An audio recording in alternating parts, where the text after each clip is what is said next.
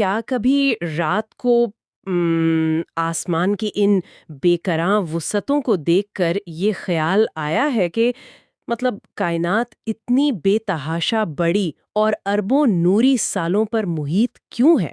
ہاں، یہ سوال تو انسان کو ہمیشہ سے ہی حیران کرتا رہا ہے۔ بالکل، اور ستاروں کے اس لامحدود سمندر کو دیکھ کر اکثر انسان یہی سوچتا ہے کہ کیا اتنی بڑی کائنات کا وجود صرف صرف اس لیے ہے تاکہ اس کے ایک انتہائی چھوٹے سے سیارے پر انسان سانس لے سکے؟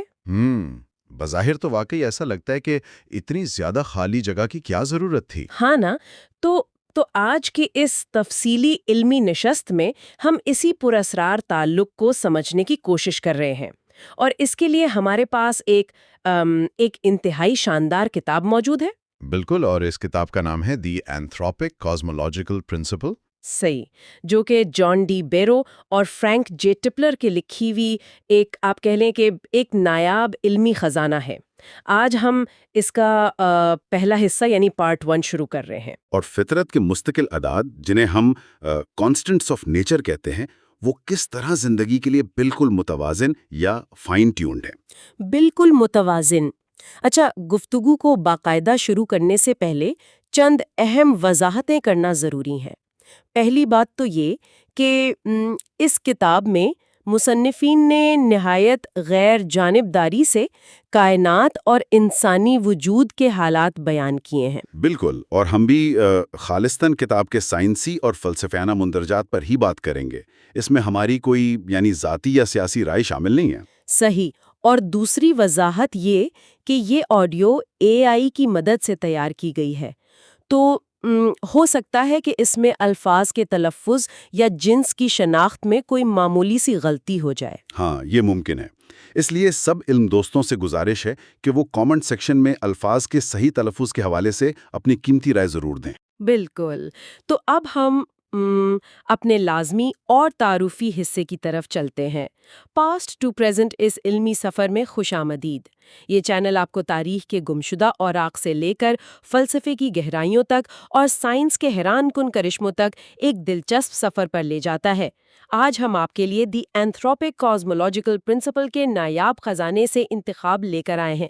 آپ سب علم دوستوں کے خلوص اور سپورٹ کے لیے دل کی گہرائیوں سے شکریہ۔ اگر آپ کو یہ علمی سفر پسند آتا ہے تو چینل کو سبسکرائب کریں اور بیل آئیکن ضرور دبائیں تاکہ کوئی نیا ویڈیو آپ سے چھوٹ نہ جائے۔ برائے کرم کمنٹس میں اپنی رائے ضرور دیں اور ساتھ ساتھ اپنی پسندیدہ کتاب کا نام کمنٹ میں لکھیں۔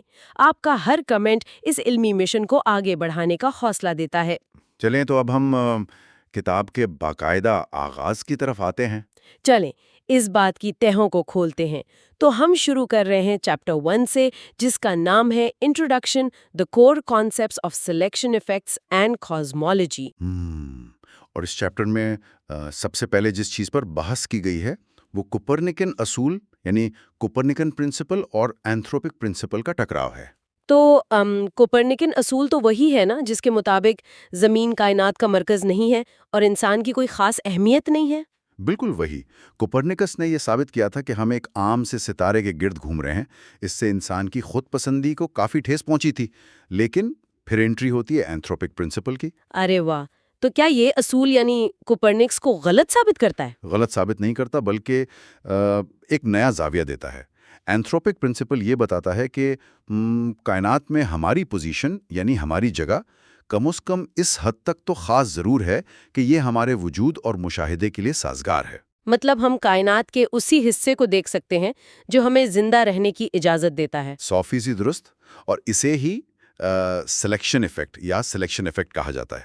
کتاب میں اس کی ایک بڑی زبردست مثال دی گئی ہے، ایک چوہے پکڑنے والے کی یعنی ریٹ کیچر کی۔ اچھا، چوہے پکڑنے والے کی؟ وہ کیسے؟ دیکھیں، فرض کریں ایک شخص نے چوہے پکڑنے کے لیے جال لگائیں۔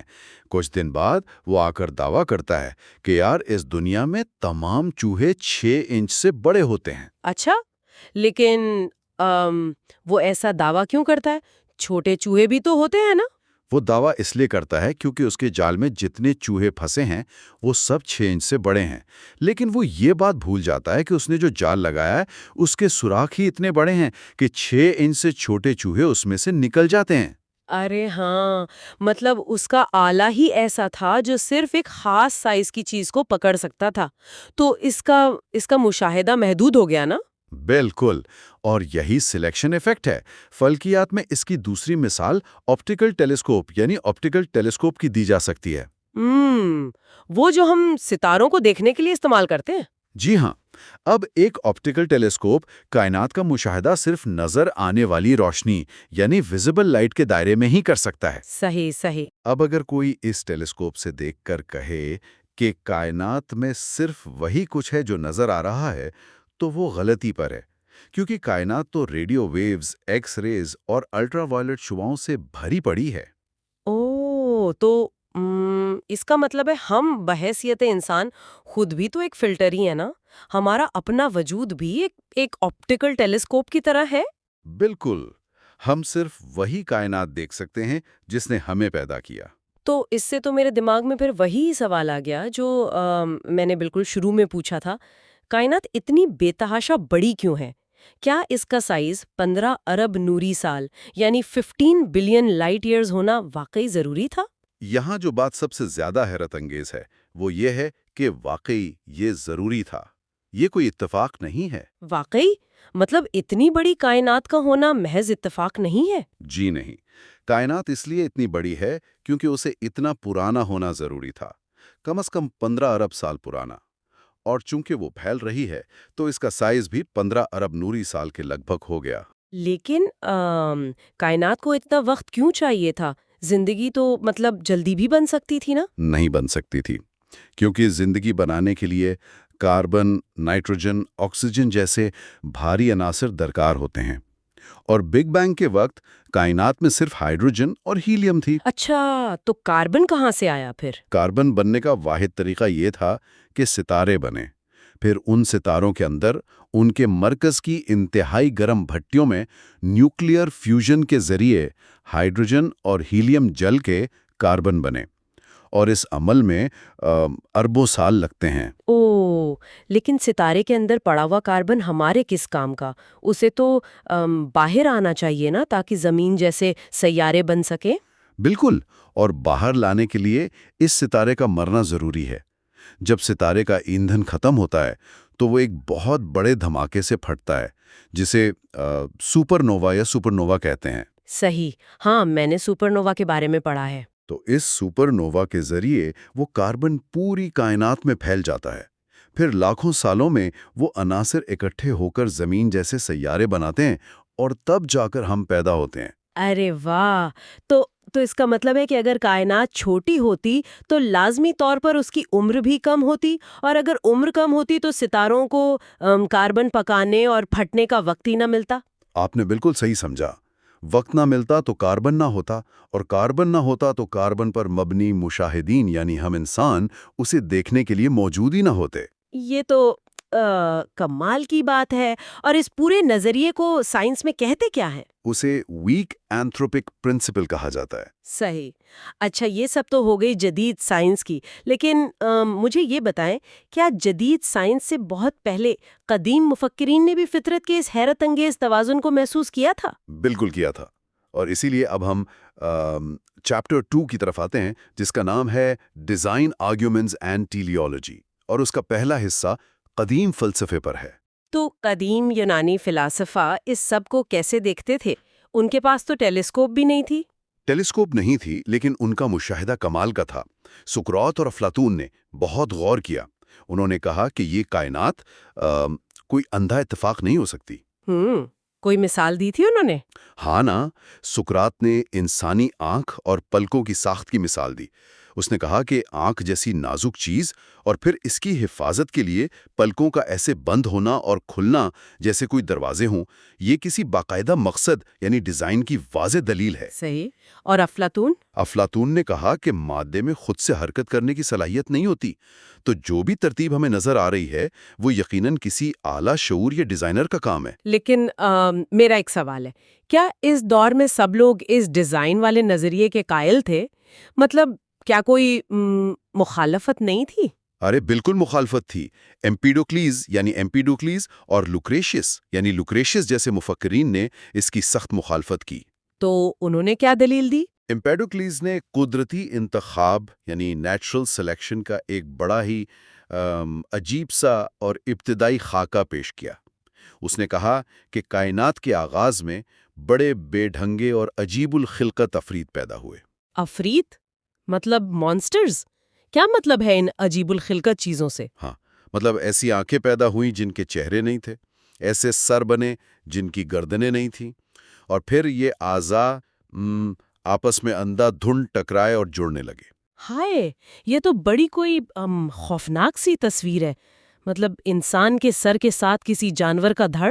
بالکل ایسا ہی تصور تھا، لیکن چونکہ یہ بے ڈھنگے ڈھانچے زندہ رہنے یا خوراک حاصل کرنے کے قابل نہیں تھے تو وہ بھوک سے مر گئے، اور آخر میں صرف وہی زندہ بچے جو متوازن تھے۔ ارے واہ، یہ تو ایک طرح سے ڈارون کے سروائیول آف دا فٹسٹ والا ہی کانسیپٹ ہو گیا نا، بس تھوڑا مزاحیہ انداز میں۔ اور وہ جو دوسرے فلاسفر تھے لوکریشیس، انہوں نے کیا کہا؟ لوکریشیس کا نظریہ اینٹی ٹیلیولوجیکل تھا، یعنی وہ کہتا تھا کہ اعضاء کسی پہلے سے طے شدہ مقصد کے لیے نہیں بنائے گئے۔ اچھا، تو پھر کیسے بنے؟ اس نے کہا کہ کان اس لیے نہیں بنے کہ ہم ان سے سنیں، بلکہ کان موجود تھے، اور چونکہ وہ موجود تھے تو ہم نے سننا شروع کر دیا، یعنی ان کے وجود نے ان کا استعمال پیدا کیا۔ یہ تو بالکل ہی الٹ سوچ ہو گئی۔ لیکن ان سب کے بعد ارسطو یعنی ایرسٹوٹل بھی تو آئے تھے نا، ان کا کیا نظریہ تھا؟ ارسطو نے ان دونوں انتہاؤں کو مسترد کر دیا۔ اس نے کائنات کو ایک زندہ حیاتیاتی نظام یا آرگینزم کے طور پر دیکھا۔ ایک زندہ حیاتیاتی نظام؟ اس کا کیا مطلب ہوا؟ اس کا مطلب یہ ہے کہ جیسے ایک بلوط یعنی اوک کے بیج کے اندر ایک پورا درخت بننے کا مقصد چھپا ہوتا ہے، ارسطو کے نزدیک کائنات میں ہر چیز کی ایک حتمی منزل ہوتی ہے، جسے اس نے فائنل کاز کہا۔ یہاں یہ بات واقعی انتہائی دلچسپ ہو جاتی ہے کہ کائنات کو کوئی باہر سے نہیں چلا رہا، بلکہ وہ اپنے اندر موجود ایک مقصد کی طرف کھینچی چلی جا رہی ہے۔ جی، اور پھر اسی ارسطو کے فلسفے کو بعد میں مڈل ایجز میں تھامس ایکویناس نے استعمال کیا۔ اچھا، تو انہوں نے اسے کیسے استعمال کیا؟ ایکویناس نے اس ارسطو کی ٹیلیولوجی کو خدا کے وجود کی دلیل کے ساتھ جوڑ دیا۔ اس نے کہا کہ بے جان مادہ اپنے آپ کسی حتمی منزل کی طرف نہیں جا سکتا جب تک اسے کوئی بالاتر ہستی یعنی خدا گائیڈ نہ کرے۔ بالکل، یہ تو پھر مذہب اور فلسفے کا ایک زبردست امتزاج بن گیا۔ لیکن جیسے جیسے وقت آگے بڑھا، ہسٹری میں آرگینک سے میکینیکل کی طرف ایک سفر شروع ہوا نا؟ جی ہاں، اور یہیں سے ہم چیپٹر 2 کے پارٹ بی کی طرف آتے ہیں۔ نشاط الثانیہ یعنی رینیسانس کے دور میں کوپرنیکس، ڈیکارٹ اور رابرٹ بوائل جیسے لوگ آئے۔ تو انہوں نے کائنات کو جاندار کے بجائے ایک مشین سمجھنا شروع کر دیا؟ بالکل، ایک بے عیب مشین یا گھڑی جسے کلاک ورک میکینزم کہا گیا۔ انہوں نے کائنات کے مادی قانونوں اور مقصدیت کو آپس میں جوڑ دیا۔ اور میرے خیال میں اسی میکینیکل کائنات کے تصور نے ولیم پیلی کی مشہور دلیل کی بنیاد رکھی۔ ہاں، بالکل ٹھیک کہہ رہی ہیں۔ ولیم پیلے نے اپنی کتاب نیچرل تھیولوجی میں واچ میکر انالوجی پیش کی۔ ہاں، وہ گھڑی ساز والی دلیل، جس میں وہ کہتا ہے کہ اگر آپ کو جنگل میں زمین پر ایک پیچیدہ گھڑی پڑی ملے تو آپ یہ نہیں سوچیں گے کہ وہ خود بخود بن گئی ہے۔ بالکل نہیں، آپ فوراً ماننے پر مجبور ہوں گے کہ اسے کسی گھڑی ساز نے بنایا ہے، اور پیلے نے اس مثال کو انسانی جسم پر لاگو کر دیا۔ اور اس نے حیاتیات کی بڑی دلچسپ مثالیں بھی تو دی تھیں۔ مجھے یاد ہے اس نے وہ گلے کی جھلی جسے ایپیگلوٹس کہتے ہیں اس کا ذکر کیا تھا۔ ہاں، پہلے اس چھوٹی سی جھلی سے بہت حیران تھا۔ مطلب وہ واقعی بڑی کمال کی چیز ہے کہ ہم روزانہ بڑی بڑی دعوتوں میں بیٹھے ہوتے ہیں، باتیں کر رہے ہیں، ہنس رہے ہیں اور ساتھ ساتھ کھانا بھی کھا رہے ہیں۔ اگر وہ ایپیگلوٹس بالکل صحیح وقت پر سانس کی نالی کو بند نہ کرے تو کھانا سیدھا پھیپڑوں میں چلا جائے، اور پیلے کے بقول تو دعوتوں میں لوگ دم گھٹنے سے مر جایا کرتے۔ بالکل، لیکن اس سے ایک انتہائی اہم سوال جنم لیتا ہے، کیونکہ پیلے کے ان حیاتیاتی دلائل کو تو بعد میں ڈارون کی تھیوری آف ایولیوشن نے چیلنج کر دیا۔ ہاں، ڈارون نے کہا کہ یہ پیچیدگی قدرتی انتخاب اور لاکھوں سالوں کے ارتقاء کا نتیجہ ہے۔ جی، تو حیاتیات میں تو پیلے کا نظریہ کمزور پڑ گیا۔ لیکن پیلے نے صرف حیاتیات پر بات نہیں کی تھی. اس کے جو غیر نامیاتی اور فلکیاتی دلائل یعنی ان آرگینک آرگیومنٹس تھے نا، وہ آج بھی انتہائی اہم ہیں. فلکیاتی دلائل مطلب فزکس اور ستاروں کے حوالے سے؟ ہاں، خاص طور پر نیوٹن کے کشش ثقل یعنی انورس اسکوائر لا کے حوالے سے. پیلے نے نشاندہی کی کہ گریوٹی کا یہ قانون فاصلے کا مربع یعنی اسکوائر کے حساب سے کم ہوتا ہے. تو اس میں کیا خاص بات ہے؟ خاص بات یہ ہے کہ پیلے نے سوال اٹھایا، اگر یہ قانون ذرا سا بھی مختلف ہوتا، مثلا فاصلے کے کیوب یعنی مکعب کے حساب سے کم ہوتا، یعنی انورس کیوب لا ہوتا، تو کیا ہوتا؟ اگر کشش ثقل انورس کیوب ہوتی تو فاصلہ بڑھنے کے ساتھ وہ اور بھی زیادہ تیزی سے کم ہو جاتی ہے نا؟ بہت زیادہ تیزی سے. اور اس کا نتیجہ یہ نکلتا کہ سیاروں کے مدار کبھی مستحکم یا سٹیبل نہ رہتے. یعنی اگر سورج کی کشش تیزی سے کم ہوتی تو زمین تو اپنے مدار سے نکل کر سیدھا کسی تاریک خلا میں کھو جاتی اور نظام شمسی تباہ ہو جاتا. 100% ایسا ہی ہوتا. اور یہ سیدھا جدید اینتھروپک پرنسپل کی بنیاد بنتا ہے، جو ہمیں یہ بتاتا ہے کہ فطرت کے یہ بنیادی قوانین جو ارتقاء کے عمل سے نہیں گزرے، وہ ہماری موجودگی کے لیے کتنے اہم نازک توازن پر کھڑے ہیں. تو اس سب کا اصل مطلب کیا ہے؟ اگر ہم آج کی گفتگو کا خلاصہ نکالیں تو ہم نے کیا سیکھا؟ خلاصہ یہی ہے کہ کائنات بظاہر اندھا اتفاق نہیں ہے. بالکل. ہم نے کائنات کے سائز کے سلیکشن ایفیکٹ پر بات کی، پھر ہم نے ارسطو کی ٹیلیالوجی کو دیکھا اور ولیم پیلے کی کشش ثقل والی ان حیران انگیز دریافتوں کا جائزہ لیا جن سے واقعی یہ ثابت ہوتا ہے کہ کائنات اور ہمارے وجود کے درمیان کوئی نہ کوئی گہرا راز ضرور پوشیدہ ہے.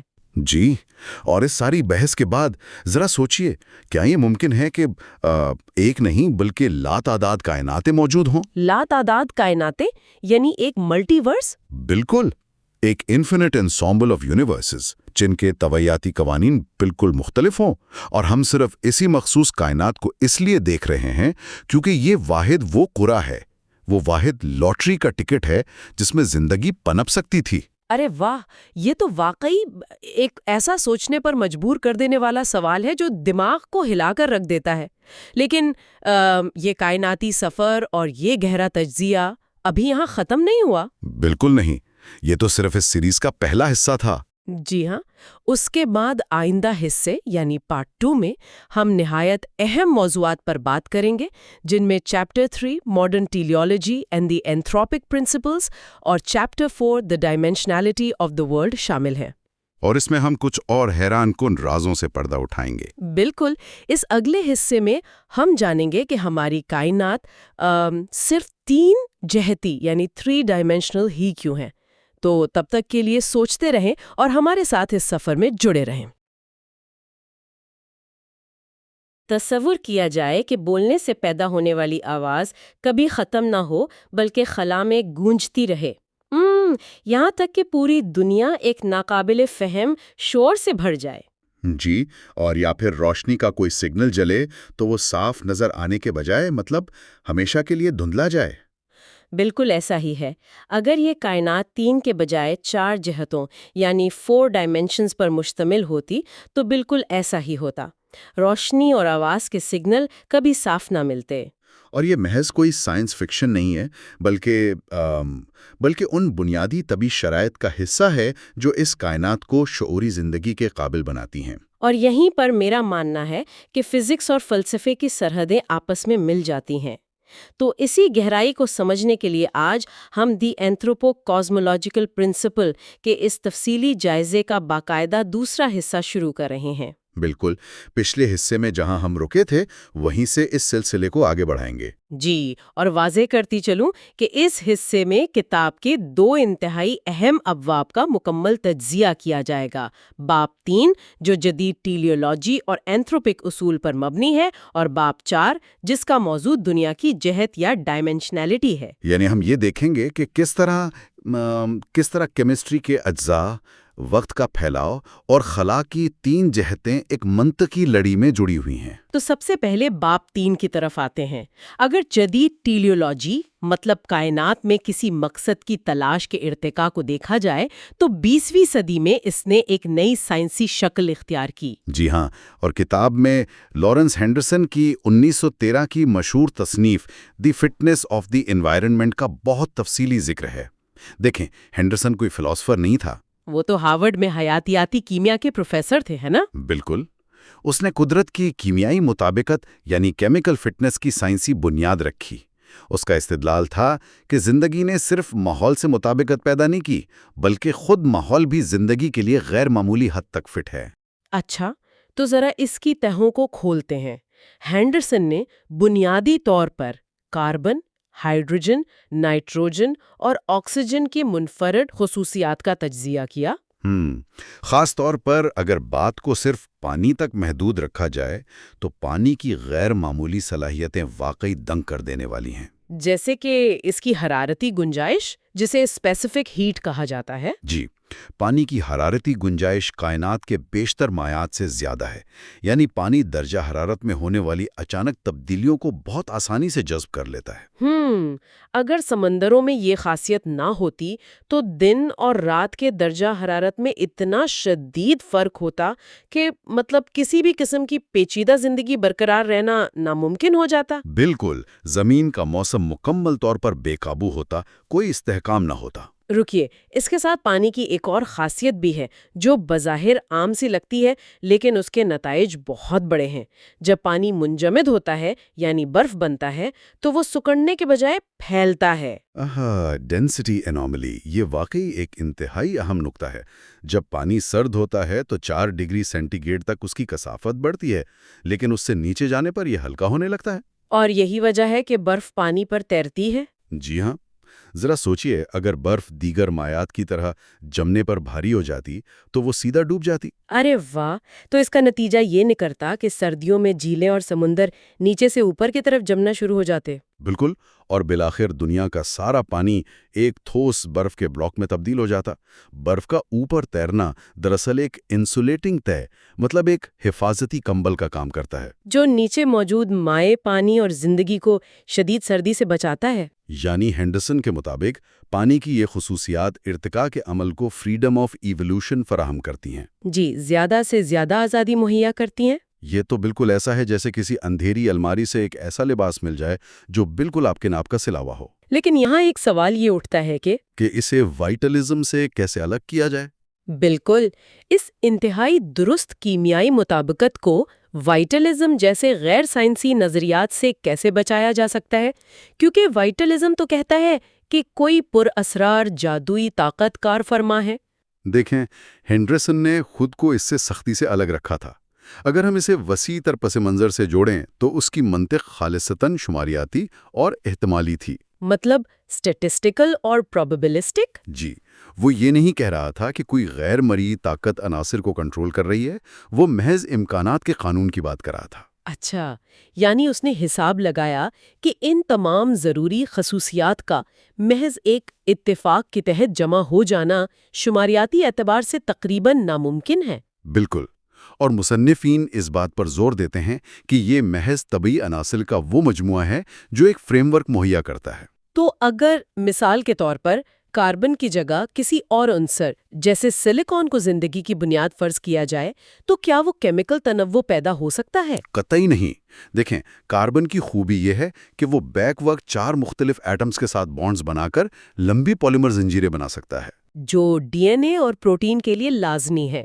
اور سلیکون بھی 4 بانڈز بناتا ہے، لیکن اس کے بانڈز بہت کمزور ہوتے ہیں یا پھر آکسیجن کے ساتھ مل کر اتنے سخت ہو جاتے ہیں کہ وہ ٹھوس پتھر یعنی کوارٹز بن جاتا ہے۔ اور ظاہر ہے پتھر کے اندر زندگی کے کیمیائی تعاملات تو نہیں ہو سکتے۔ بالکل، تو یہ کوئی جادو نہیں ہے، مادے کی وہ بنیادی ساخت ہے جس کے بغیر زندگی ممکن ہی نہیں ہے۔ صحیح، تو ہم نے یہ دیکھ لیا کہ زندگی کی عمارت کھڑی کرنے کے لیے بہترین کیمیائی اینٹیں یعنی کاربن اور پانی موجود ہیں، لیکن اسے پکنے کے لیے وقت بھی تو درکار ہوتا ہے۔ جی، اور یہیں سے گفتگو ارتقائی وقت اور کائنات کے ہجوم کی طرف مڑتی ہے۔ باب 3 کا یہ حصہ کائنات کے پھیلاؤ کے میکانزم کو سمجھاتا ہے۔ تو اس سب کا اصل مطلب کیا ہے؟ یہ کائنات اتنی بے تحاشا وسیع کیوں ہے؟ رابرٹ ڈکی جیسے ماہرین طبیعت نے اسے واضح کیا۔ بگ بینگ کے فوراً بعد کائنات میں صرف ہائیڈروجن اور ہیلیم تھیں، کاربن اور آکسیجن کا تو وجود ہی نہیں تھا۔ مطلب ان بھاری عناصر کو بننے کے لیے کوئی بھٹی چاہیے تھی، اور وہ بھٹیاں ستارے ہیں۔ بالکل، ستاروں کے مرکز میں شدید حرارت کے تحت کاربن بنتی ہے، اور اس عمل کو، جسے نیوکلیر فیوژن کہتے ہیں، مکمل ہونے میں اربوں سال درکار ہیں۔ اور پھر ستارے پھٹتے ہیں، جسے سپر نووا کہتے ہیں، تب جا کر یہ عناصر خلا میں بکھرتے ہیں۔ جی، اب چونکہ کائنات بگ بینگ کے بعد سے مسلسل پھیل رہی ہے، تو اگر کاربن پکانے کے لیے 10 ارب سال درکار ہیں، تو اس دوران کائنات مسلسل پھیلتی رہے گی؟ ارے واہ! تو جب کوئی چیز 10 ارب سال تک پھیلتی رہے گی تو اس کا حجم اربوں نوری سالوں پر محیط ہونا لازمی ہے۔ بالکل، یہی وہ ربط ہے۔ یعنی کیا اس کا مطلب یہ ہے کہ کائنات کی یہ لامتناہی وسعت محض خالی پن نہیں، بلکہ وقت اور خلا کے گہرے تعلق کی وجہ سے ہماری موجودگی کی ایک بنیادی قیمت ہے؟ 100% ایسا ہی ہے۔ کائنات کو اتنا بڑا ہونا ہی تھا تاکہ وہ اتنی پرانی ہو سکے، اور پرانا ہونا اس لیے ضروری تھا تاکہ کیمیائی اجزاء پک سکیں۔ یہ چیز کائنات میں ہماری موجودگی کو ایک نیا تناظر دیتی ہے۔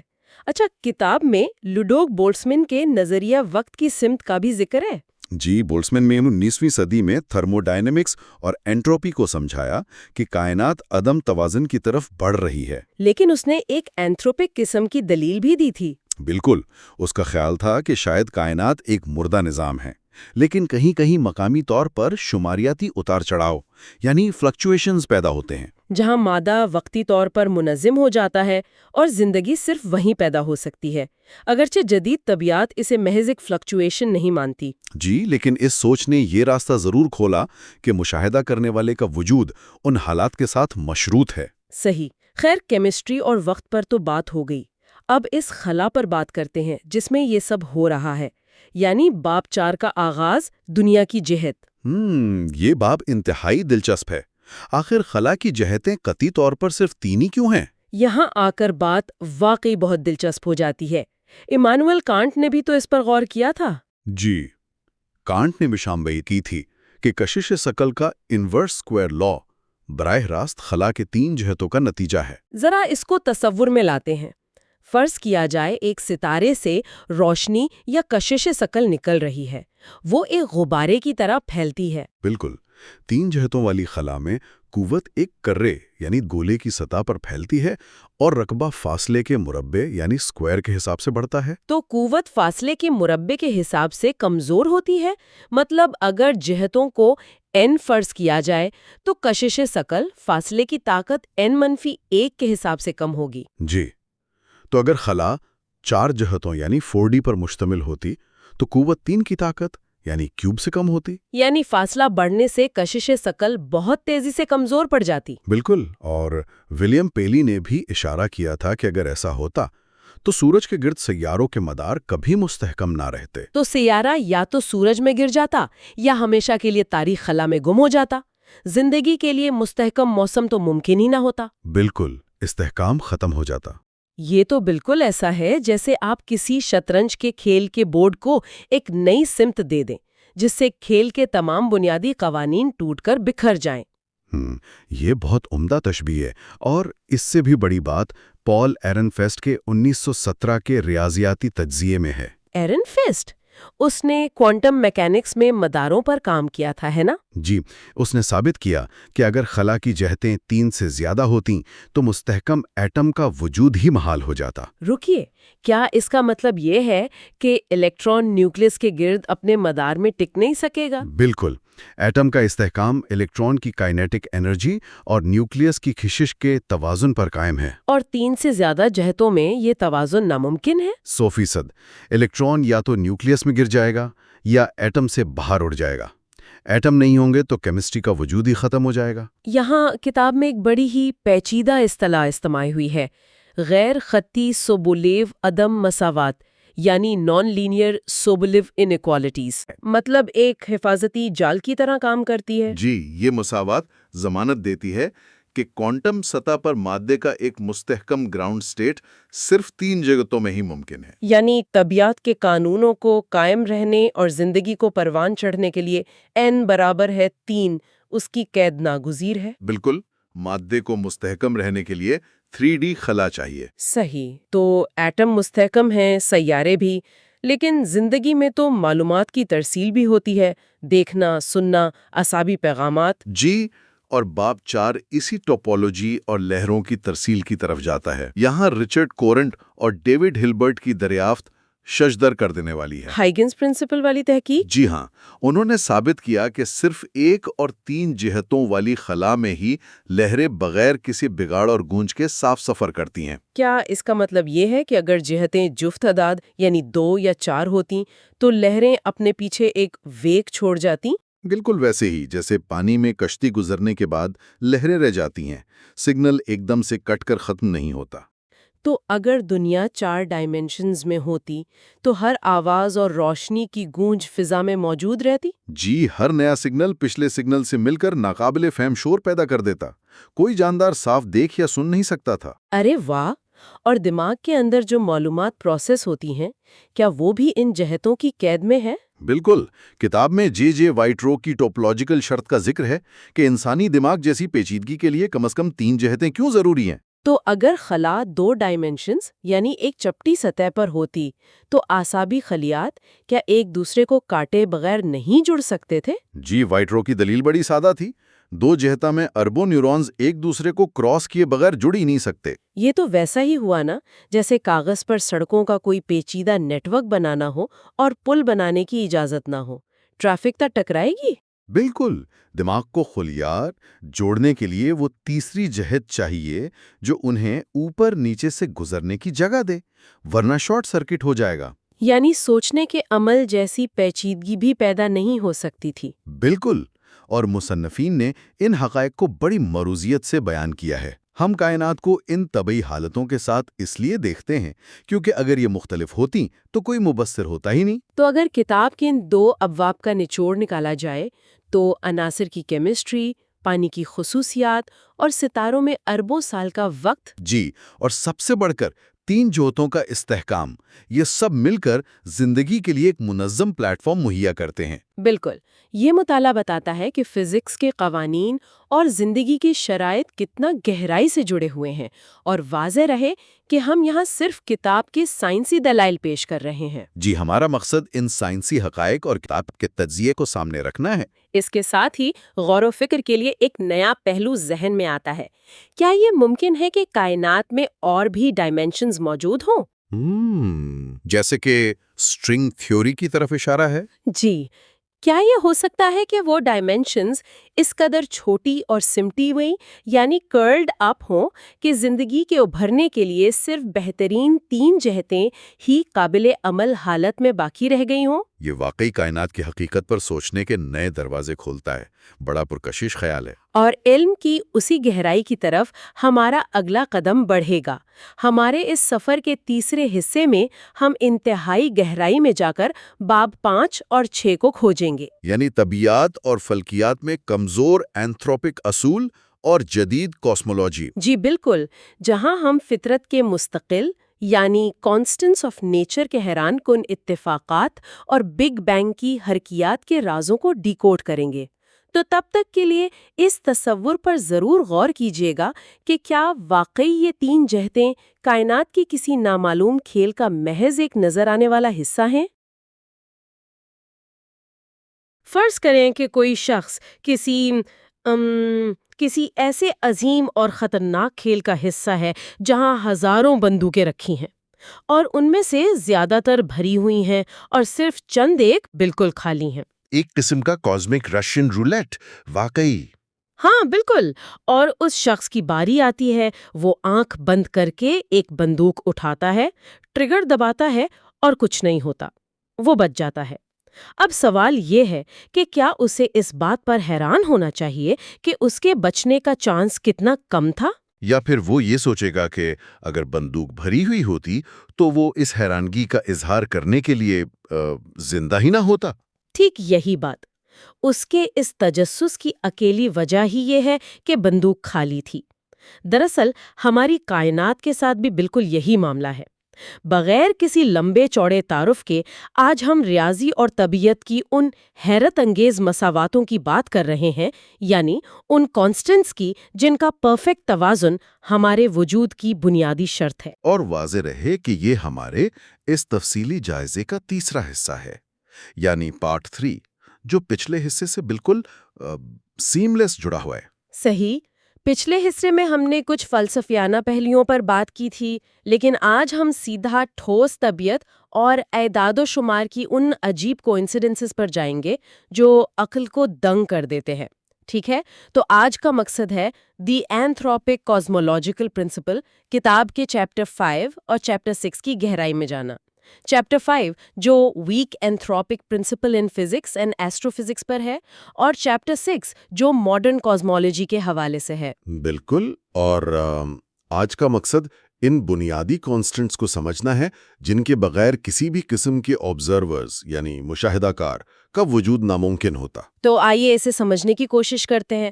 شروعات کہاں سے کرنی چاہیے؟ میرا مطلب ہے یہ نمبرز آئے کہاں سے؟ اس سفر کی سب سے بہترین شروعات 1930 کی دہائی سے ہوتی ہے، جب مشہور فزسسٹ پال ڈیراک نے مائکرو فزکس یعنی انتہائی چھوٹے ذرات جیسے الیکٹران اور پروٹون کی دنیا، اور میکرو فزکس جسے ہم عظیم کہکشاؤں کی دنیا کہتے ہیں، ان کے درمیان ایک عجیب رابطہ نوٹ کیا۔ اچھا، یعنی انہوں نے ان دونوں ایکسٹریمز کو کنیکٹ کیا۔ ہاں، اس تھیوری کو ڈیراکس لارج نمبر ہائپوتھیسس کہا جاتا ہے۔ یہاں جو بات سب سے حیران کن ہے وہ یہ ہے کہ اگر ہم ایک پروٹون اور الیکٹران کے درمیان الیکٹرو میگنیٹک فورس اور گریویٹیشنل فورس کا تناسب نکالیں، یعنی ان کا آپس میں ریشو دیکھیں۔ صحیح، فورسز کا آپس کا مقابلہ۔ بالکل، تو یہ تقریباً 10⁻40 بنتا ہے، یعنی 10 کی پاور 40۔ یہ ایک ایسا عدد ہے جس میں ایک کے بعد 40 صفر آتے ہیں۔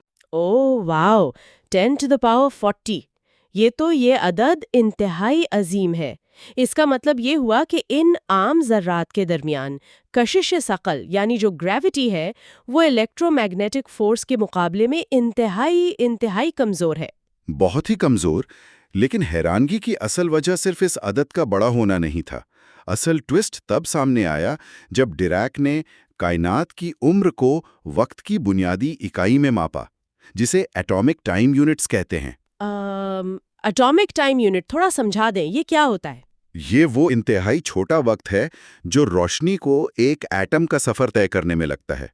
تو جب کائنات کی عمر کو اس اسکیل پر دیکھا گیا تو کائنات کی موجودہ عمر کا عدد بھی ٹھیک اسی 10⁻40 کے قریب نکلا۔ ویٹ، واقعی دونوں جگہ 10⁻40؟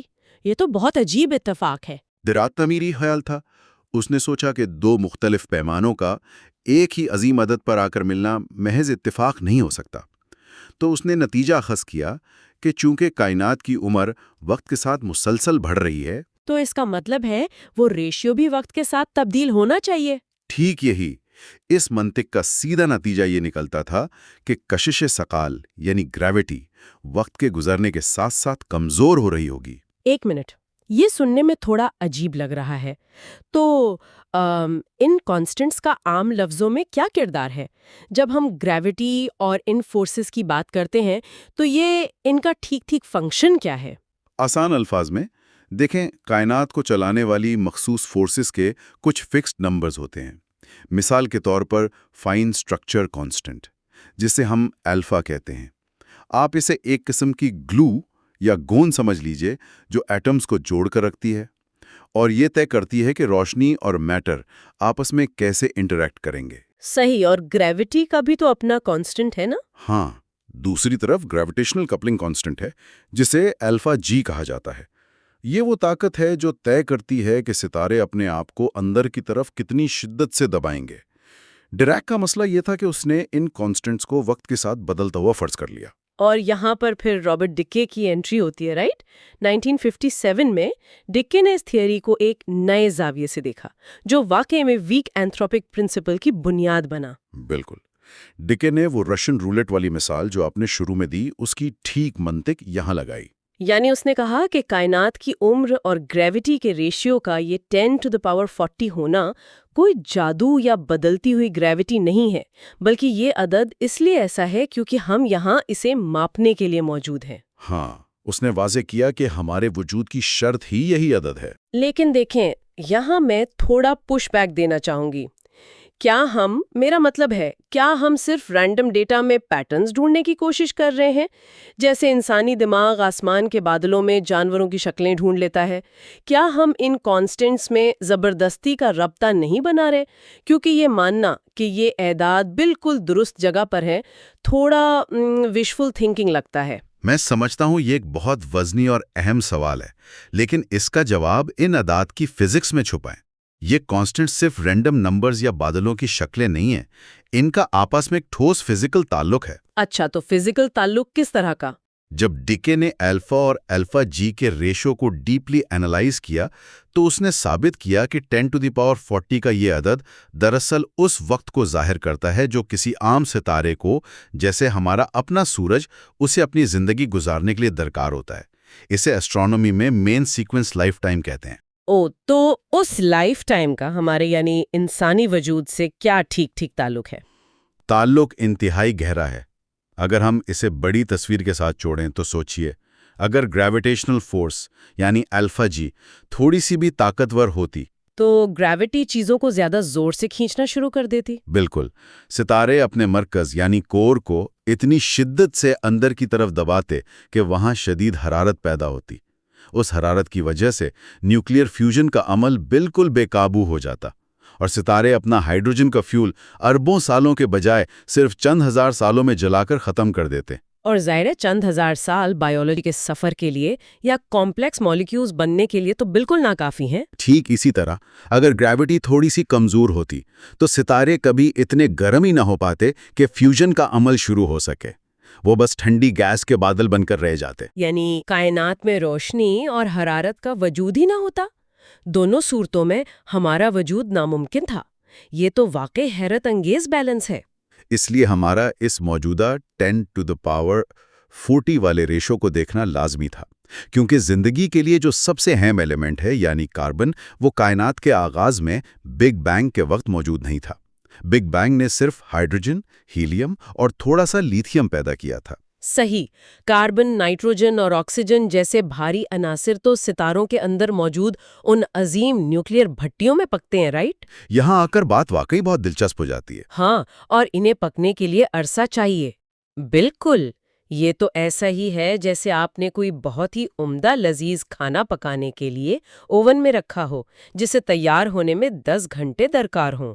اب اگر آپ 5 منٹ بعد ڈھکن اٹھا کر دیکھیں گے اور توقع کریں گے کہ کھانا تیار ہوگا تو یہ بے وقوفی ہوگی۔ کاربن کو ان ستاروں کے کورز میں بننے اور پھر سپر نووا ایکسپلوژنز کے ذریعے پھیلنے میں اربوں سال چاہیے تھے۔ بہت اعلیٰ مثال ہے۔ ستارے اپنی زندگی کے آخر میں پھٹتے ہیں اور وہ بھاری عناصر پوری کائنات میں پھیلتے ہیں، جن سے بعد میں پلانٹس اور ہم جیسے جاندار بنتے ہیں۔ تو اس پورے سائیکل کے لیے وقت درکار تھا۔ اور کیونکہ کائنات ہر گزرنے والے لمحے کے ساتھ پھیل رہی ہے، اس لیے اس وقت کا مطلب فاصلے کا بڑھنا بھی تو ہے نا۔ یعنی کائنات کو 15 ارب سال پرانا اس لیے ہونا ضروری تھا تاکہ وہ کاربن کا کھانا پکا سکے۔ ٹھیک کہا۔ ہم اکثر اس وسعت کو دیکھ کر ڈر جاتے ہیں کہ ہم کتنے حقیر ہیں، لیکن ویک اینتھروپک پرنسپل تو یہ ثابت کرتا ہے کہ اس لامحدود وسعت کے بغیر ہمارا وجود ہی ممکن نہیں تھا۔ یعنی اس وسعت کی قیمت چکا کر ہی زندگی ملی ہے۔ اور اسی point per week anthropic principal کی طاقت نظر آتی ہے۔ لیکن ایک اور اعتراض یہاں اٹھتا ہے میری طرف سے، کیا یہ ممکن نہیں کہ زندگی کسی اور طرح سے وجود میں آ جائے جو صرف کاربن پر منحصر نہ ہو؟ میرا مطلب ہے، کہیں ہم کاربن شوونزم کا شکار تو نہیں ہو رہے؟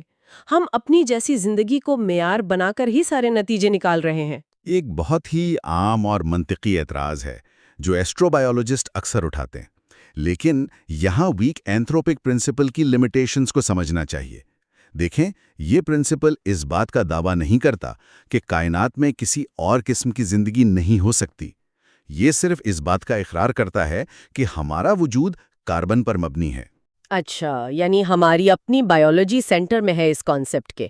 ہاں، ہم ایک مخصوص قسم کی بایولوجی رکھتے ہیں جو کاربن، پانی اور عام درجہ حرارت پر چلتی ہے۔ اب چاہے کسی اور کہکشاں میں سلیکن پر مبنی زندگی ہو، اس سے ہمارے مشاہدے پر فرق نہیں پڑتا۔ میں سمجھ رہی ہوں، یعنی ہمارا وجود خود ہمارے آبزرویشن کا ایک فلٹر ہے۔ یہ تو ویسی بات ہوئی کہ اگر میں نے ایک ایسا چشمہ پہنا ہوا ہے جس کے شیشے لال رنگ کے ہیں تو مجھے ہر چیز لال ہی نظر آئے گی۔ اگر میں یہ دیکھ کر حیران ہوں کہ واؤ کائنات لال کیوں ہے تو یہ میری غلطی ہوگی کیونکہ میرا چشمہ ہی ویسا ہے۔ ہم سیلف سلیکٹڈ ہیں، رائٹ؟ ٹھیک پکڑا آپ نے۔ ہم جو بھی مشاہدہ کریں گے وہ ہماری اپنی اسی بایولوجیکل نیچر سے متاثر ہوگا۔ ہم اپنے بناوٹ کے اس آبزرویشن فلٹر کو نظر انداز نہیں کر سکتے، اور اسی سیلف سلیکشن سے ہم چیپٹر 6 کی طرف بڑھتے ہیں۔ ماڈرن کاسمولوجی کا چیپٹر جس میں بگ بینگ کو اینالائز کیا گیا ہے۔ بالکل، ستاروں میں کاربن بننے کا یہ وقت اور کائنات کی یہ وسعت، ان سب کا انتہائی گہرا تعلق کائنات کے بالکل آغاز یعنی بگ بینگ کے اصولوں سے ہے۔ اس سے ایک اہم سوال پیدا ہوتا ہے۔ جب کاسمولوجسٹ بگ بینگ ماڈل کو دیکھتے ہیں، انہیں سب سے پہلا مسئلہ جو سامنے آتا ہے وہ ہے فلیٹنس پرابلم، یعنی چپٹے پن کا مسئلہ۔ فلیٹنس پرابلم، تھوڑا اسے واضح کریں، یہ چپٹے پن کا کیا تعلق ہے بگ بینگ سے؟ دیکھیں، کائنات کا پھیلاؤ اور اس میں موجود مادہ جو کشش ثقل پیدا کرتا ہے، ان دونوں کے درمیان ایک مقابلہ چل رہا ہے، ایک ٹگ آف وار ہے۔ کاسمولوجسٹ اس توازن کو ڈینسٹی پیرامیٹر سے ماپتے ہیں جسے اومیگا زیرو کہا جاتا ہے۔ اومیگا زیرو، صحیح۔ اگر یہ اومیگا زیرو ٹھیک 1 ہو تو کائنات فلیٹ کہلاتی ہے، یعنی یہ پھیلتی تو ہے لیکن ایک خاص وقت پر اس کا پھیلاؤ ٹھہر سا جاتا ہے۔ اگر اومیگا زیرو کی مقدار 1 سے تھوڑی سی بھی، میرا مطلب ہے انتہائی معمولی سی بھی زیادہ ہوتی تو کشش ثقل اتنی طاقتور ہوتی کہ کائنات پھیلنے کے فوراً بعد ہی واپس سکڑ جاتی۔ اور اسے ہم بگ کرنچ کہتے ہیں، رائٹ؟ ایسی صورت میں گیلیکسیز بننے کا تو سوال ہی پیدا نہیں ہوتا۔ اور اگر یہ عدد 1 سے کم ہوتا تو کیا ہوتا؟ اگر 1 سے تھوڑا سا بھی کم ہوتا تو پھیلاؤ کشش ثقل پر حاوی ہو جاتا۔ کائنات اتنی تیزی سے پھیلتی کہ گیسز کبھی اکٹھا ہو کر گیلیکسیز اور ستارے بنا ہی نہ پاتی۔ دونوں واقعات میں زندگی کا وجود ناممکن تھا۔ اسے تھوڑا عام فہم بناتے ہیں۔ میں نے اس کی ایک بہت اچھی مثال کہیں سوچی تھی۔ یہ فلیٹنس پرابلم نا بالکل ایسا ہی ہے جیسے آپ کسی بھاری پینسل کو اس کی نوک پر بالکل سیدھا کھڑا کر دیں، اور مزید یہ کہ ہر طرف زلزلے آ رہے ہوں لیکن وہ پینسل کروڑوں اربوں سال تک ویسی ہی نوک پر کھڑی رہے اور نہ گرے۔ یہ ایک ناممکن سا بیلنس لگتا ہے۔ اور یہ توازن کتنا دقیق تھا اس کا اندازہ آپ اس میتھمیٹیکل فیکٹ سے لگائیں۔ کیلکولیشنز یہ ظاہر کرتی ہیں کہ بگ بینگ کے ٹھیک 10⁻⁻43 سیکنڈز کے بعد، جو کہ وقت کا ایک ناقابل فہم چھوٹا حصہ ہے، اس ایکسپینشن ریٹ کو 10⁻57 کے حصے تک فائن ٹیونڈ ہونا تھا۔ ویٹ، ریئلی 10⁻57 مطلب اشاریہ کے بعد 57 صفر اور پھر ایک عدد؟ یہ تو دماغ کو گھمانے والا نمبر ہے۔ ہم عام زندگی میں ملی میٹر کے فرق کو تو چھوڑ دیتے ہیں، اور یہاں اگر اشاریہ کے بعد 57 درجے پر ایک صفر کا بھی فرق ہوتا تو آج کائنات کا ایسا کوئی سٹرکچر وجود میں نہ آتا جہاں ہم بیٹھ کر یہ پوڈ کاسٹ یا یہ بحث کر رہے ہوتے۔ یہ بال برابر سے بھی کروڑوں گنا چھوٹا فرق ہے۔ بالکل۔ لیکن فزکس میں اس چپٹائے پن کے مسئلے کو ٹھیک کیسے کیا گیا؟ دراصل اسی چپٹائے پن کے ساتھ ایک اور مسئلہ بھی شامل تھا جسے ہورائزن پرابلم کہتے ہیں۔ فرض کریں آپ آسمان کے ایک کونے کی طرف دیکھتے ہیں اور وہاں کاسمک بیک گراؤنڈ ریڈیشن یعنی بگ بینگ کی جو بچی ہوئی حرارت ہے اس کا درجہ حرارت ماپتے ہیں۔ پھر آپ بالکل اس کے مخالف آسمان کے دوسرے کونے میں دیکھتے ہیں اور وہاں کا ٹیمپریچر بھی ٹھیک وہی ملتا ہے۔ اس یکسانیت کو آئسوٹروپی کہتے ہیں۔ تو اس میں مسئلہ کیا ہے؟ میرا مطلب ہے اگر پوری کائنات ایک ہی سورس سے، ایک ہی بگ بینگ سے بنی ہے تو ٹیمپریچر سیم ہی ہونا چاہیے نا؟ مسئلہ یہ ہے کہ یہ دونوں حصے آپس میں اتنے دور ہیں کہ کائنات کی پوری عمر میں بھی روشنی نے اتنا سفر طے نہیں کیا کہ وہ ایک حصے سے دوسرے حصے تک پہنچ سکیں۔ اور جیسا کہ ہم جانتے ہیں، روشنی کائنات میں معلومات اور توانائی پہنچانے کی آخری لمٹ ہے۔ اگر ان دونوں حصوں نے اپنی ٹیمپریچر کی معلومات کا کبھی تبادلہ ہی نہیں کیا تو انہیں کیسے پتا کہ ان دونوں کو ٹھیک ایک ہی درجہ حرارت پر رہنا ہے؟ اوہ واو، یہ واقعی عجیب ہے۔ یہ تو ایسا ہے جیسے میں ایک کمرے میں بیٹھی ہوں اور میری آواز دوسرے کمرے تک نہیں جا سکتی، لیکن پھر بھی وہاں بیٹھا شخص ٹھیک وہی لفظ بول رہا ہے جو میں بول رہی ہوں، اور وہ بھی ٹھیک اسی وقت پر۔ سنکرونائزیشن وداؤٹ کمیونیکیشن، عجیب سی بات ہے۔ تو کازمولوجی نے اس کا کیا حل نکالا؟ اسے حل کرنے کے لیے ایلن گتھ اور پھر آلبریخت اسٹائنہارٹ نے انفلیشنری کازمولوجی کا ماڈل پیش کیا۔ ان کے مطابق بگ بینگ کے ٹھیک فوراً بعد کائنات اپنے معمول کے پھیلاؤ سے آگے بڑھ کر ایک ایکسپونینشل سپیڈ سے پھیلی۔ ایک جھٹکے میں؟ ہاں، یہ وقت کا اتنا چھوٹا لمحہ تھا جس میں کائنات کا ایک انتہائی ننھا سا حصہ جو پہلے آپس میں جڑا ہوا تھا اور ایک ہی ٹیمپریچر پر تھا، وہ اچانک پھیل کر آج کی وسعت میں تبدیل ہو گیا۔ اچھا، یعنی انہوں نے پہلے ٹیمپریچر شیئر کر لیا تھا اور پھر وہ اچانک دور ہو گئے؟ ٹھیک یہی۔ اس ایکسپونینشل پھیلاؤ یعنی انفلیشن نے کائنات کو فزیکلی سٹریچ کر کے فلیٹ بھی کر دیا اور اس کی ٹیمپریچر کی یکسانیت کو پوری عظیم کائنات میں پھیلا دیا۔ تو یہاں آ کر میرے ذہن میں ایک اہم سوال پیدا ہوتا ہے۔ اگر انفلیشنری تھیوری ان دونوں مسائل کو یعنی فلیٹ کائنات اور آئسوٹروپک ٹیمپریچر کو پیورلی فزکس کے ایک نئے اصول کے تحت نیچرلی حل کر سکتی ہے، تو کیا اس کا مطلب یہ ہے کہ اب ہمیں اینتھروپک پرنسپل کی ضرورت ہی نہیں رہی؟ کیا انفلیشن کی وجہ سے اس اسپیشل ٹیوننگ یا اس پرفیکٹ بیلنس کا ایلیوژن ختم ہو گیا ہے؟ یہ بہت ہی لاجیکل سوال ہے اور بیشتر لوگ یہیں آ کر دھوکہ کھا جاتے ہیں۔ لیکن درحقیقت انفلیشن تھیوری اینتھروپک پرنسپل کو ختم نہیں کرتی، بلکہ اسے ایک نئے اور وسیع تر اسکیل پر متعارف کرواتی ہے۔ کاسمولوجسٹ جب کیوٹک انفلیشن ماڈلز کا مطالعہ کرتے ہیں تو وہ بتاتے ہیں کہ یہ اچانک ایکسپونینشل پھیلاؤ کسی ایک اکیلے واقعے کے طور پر صرف ایک ہی جگہ نہیں ہوتا۔ تو کیا ملٹیپل جگہوں پر ہوتا ہے؟ ہاں، یہ مانا جاتا ہے کہ ایک لامحدود عظیم کائنات میں مختلف حصوں میں مختلف حالات پیدا ہوئے۔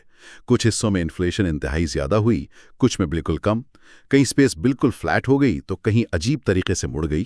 اوہ، تو کیا اس کا مطلب یہ ہے کہ ہم بس اسی فلیٹ اور برابر ٹیمپریچر والے حصے میں رہ رہے ہیں کیونکہ صرف یہیں پر حالات ایسے تھے کہ ہم پیدا ہو سکیں؟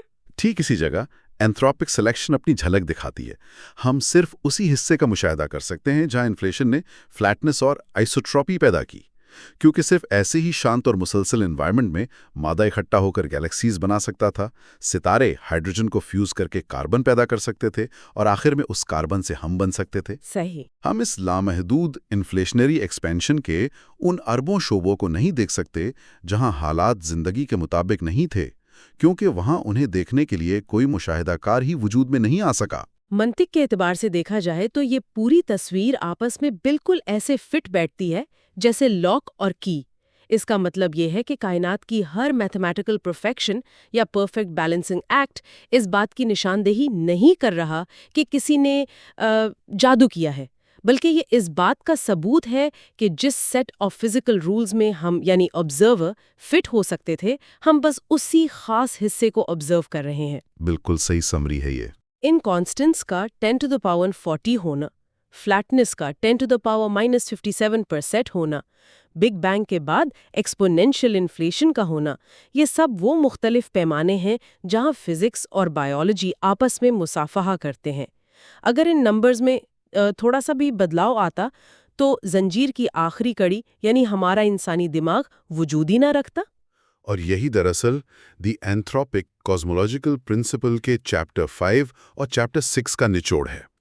فزکس اور کاسمولوجی میں ویک اینتھروپک پرنسپل اس بات پر زور دیتا ہے کہ کائنات کی میکرو پراپرٹیز جیسے اس کا وسیع ایکسپینشن ریٹ، اس کی بیک گراؤنڈ ڈینسٹی اور اس کی مائکرو پراپرٹیز جیسے الیکٹران اور پروٹون کو جوڑ کر رکھنے والی فورسز، یہ سب ایک دوسرے میں اس قدر انٹرلنکڈ ہیں کہ انہیں الگ الگ کر کے نہیں دیکھا جا سکتا۔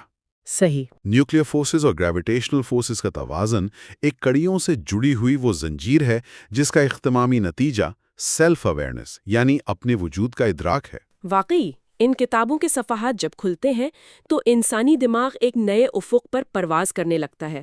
اس تفصیلی جائزے کے آخر میں ایک ایسا خیال جو میرے ذہن میں ابھر رہا ہے اور مجھے یقین ہے کہ ہر سننے والے کو تھوڑا بے چین کر دے گا، میرا مطلب ہے سوچنے پر مجبور کر دے گا، وہ یہ ہے کہ اگر ہماری کائنات کے یہ ریاضیاتی اصول اس قدر باریک بینی سے ترتیب پائے ہیں کہ ہم یہاں آ کر ان کیلکولیشنز کو سمجھ سکیں، تو کیا یہ ٹھیک ممکن نہیں کہ ایسی بے شمار دوسری کائناتیں وجود رکھتی ہوں جسے عام زبان میں ملٹی ورس کہا جاتا ہے؟ یہ خیال ملٹی ورس اور کوانٹم میکینکس کی عظیم گہرائیوں کا راستہ کھولتا ہے، جو کہ خود اینتھروپک ریزننگ کا ایک انتہائی اہم حصہ ہے۔ فرض کریں کہ ایسی انگنت کائناتیں موجود ہیں، ہر ایک کائنات کا اپنا مختلف بگ بینگ ہے، کسی میں الیکٹران کا وزن زیادہ ہے، کسی میں روشنی کی رفتار آدھی ہے، کسی میں وقت شاید ٹھہر گیا ہو یا اس کا بہاؤ ہی الٹ ہو۔ ان اربوں کائناتوں میں جہاں یہ کانسٹنٹس میچ نہیں کرتے، وہاں نہ کوئی آنکھ ہے اور نہ کوئی دماغ، صرف خاموش توانائی اور بے جان مادہ ہے۔ واقعی ایک چلنگ تھاٹ ہے۔ تو یہ تصور اس بحث کو بالکل الٹ دیتا ہے کہ کیا ہم قوانین فطرت کا محض ایک نتیجہ ہیں، یا قوانین فطرت جس طرح سے ہمارے پیمانوں پر اترتے ہیں وہ قوانین خود ہمارے وجود کے پابند ہیں۔ یہ اس قدر گہرا خیال ہے جس پر کئی عرصے تک غور کیا جا سکتا ہے۔ اور یہی سوال واقعی ہمیں آنے والے آخری اور سب سے اہم سفر کی طرف لے جاتا ہے۔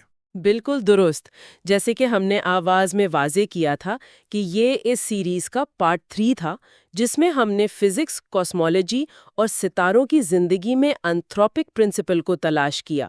لیکن آنے والے آخری حصے میں یعنی پارٹ 4 میں ہم اس بحث کو بالکل نئے رخ پر دیکھیں گے۔ اگلا حصہ ان قوانین طبیعت سے نکل کر سیدھا بائیولوجی کی گہرائی اور مستقبل کے رازوں پر مبنی ہوگا۔ جی ہاں، پارٹ 4 میں ہم چیپٹر 8 پر جائیں گے، جو دی اینتھروپوپک پرنسپل اینڈ بائیو کیمسٹری پر مبنی ہے۔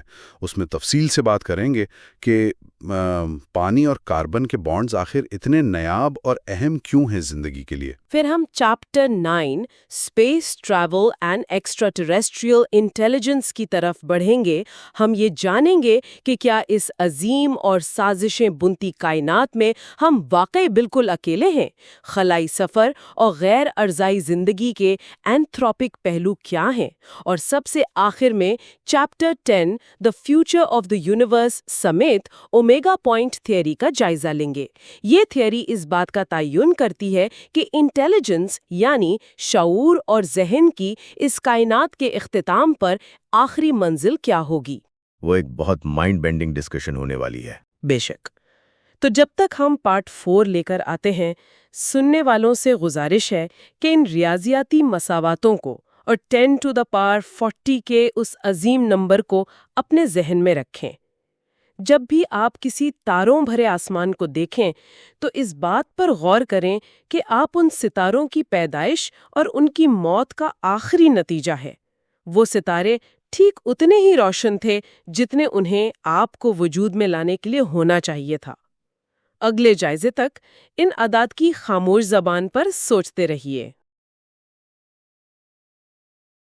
تصور کریں کہ اربوں سال گزر چکے ہیں، کائنات کا آخری ستارہ بھی اپنی موت کی دہلیز پر دم توڑ رہا ہے۔ ہر طرف ایک گہری، سرد اور نہ ختم ہونے والی تاریکی پھیل رہی ہے۔ ہاں، ایک بالکل خاموش اور ٹھنڈی کائنات۔ بالکل۔ جب ہم رات کے وقت آسمان کی ان اتھاہ گہرائیوں کو دیکھتے ہیں تو ایک ہیبت ناک سوال ذہن کو جکڑ لیتا ہے۔